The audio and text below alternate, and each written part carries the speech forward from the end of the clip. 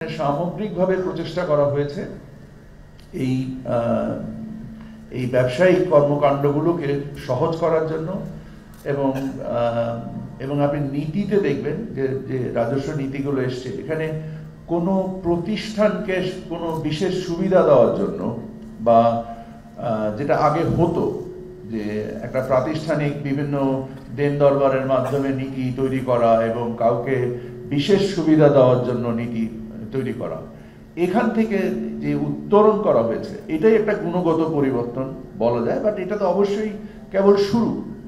এই শুরুর ধারাবাহিকতাটা যদি আমরা আশা করি পরবর্তী রাজনৈতিক সরকার আমাদের সংস্কারের মাধ্যমে এই শুরুটাকে আরো বহুদূর এগিয়ে নিয়ে যাবেন এবং আমাদের জাতীয় সক্ষমতা তৈরি করবেন এবং একদিন আমাদের আজকে যে বাজেটের মূল খরচ সেটা হচ্ছে যে দায় পরিশোধ, লোন এবং সুদ পরিশোধ, এখান থেকে আমরা উত্তরণ করতে পারবো এবং আমরা আমাদের জাতীয় সঞ্চয় তৈরি করতে পারবো। সকলকে ধন্যবাদ। ধন্যবাদ।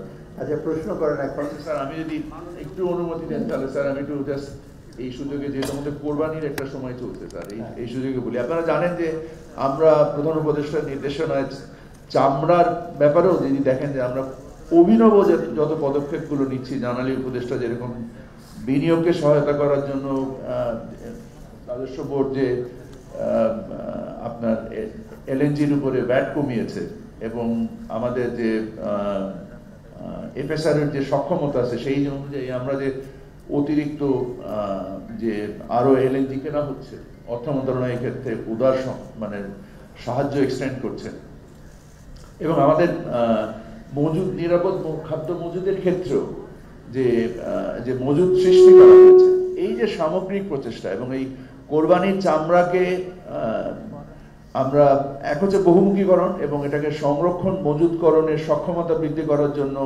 30,000 টন লবণ অথবা প্রায় 7.5 লক্ষ মন লবণ বিভিন্ন এতিমখানা এবং মাদ্রাসাতে বিনামূল্যে বিতরণ করা হয়েছে এবং আশা করা যায় যে এবং এটার চাহিদা তৈরি করার ক্ষেত্রে ওয়েটলু বা কাঁচা চামড়া যদি প্রয়োজন হয় সাময়িক সময়ের জন্য একটা রপ্তানির অনুমোদনও দেওয়া হয়েছে। এর ফলশ্রুতিতে আশা করা যায় যে এতিমখানা এবং মাদ্রাসা উপযুক্ত মূল্য পাবে। এই ধরনের ইনোভেটিভ যেটা আগে কখনোই করা হয়নি, এরকম অনেক কাজ শুধু যে বাণিজ্য মন্ত্রণালয় তাই না, সকল মন্ত্রণালয়, সেটা জ্বালানি হোক, অর্থ হোক, কৃষি হোক, আমরা সকলে মিলে কেন্দ্রীয় ব্যাংক, জাতীয় রাজস্ব বোর্ড, আমরা যে অভিনব প্রচেষ্টায় আমাদের সক্ষমতা তৈরি করার একটা সামগ্রিক প্রচেষ্টায় রত আছি এবং like I said, I mean, success is a journey, it's not a destination. সাফল্য একটি যাত্রা, এটা কোনো গন্তব্য নয়। অতএব এই যাত্রায় আমাদেরকে বহমান থাকতেই হবে। ধন্যবাদ।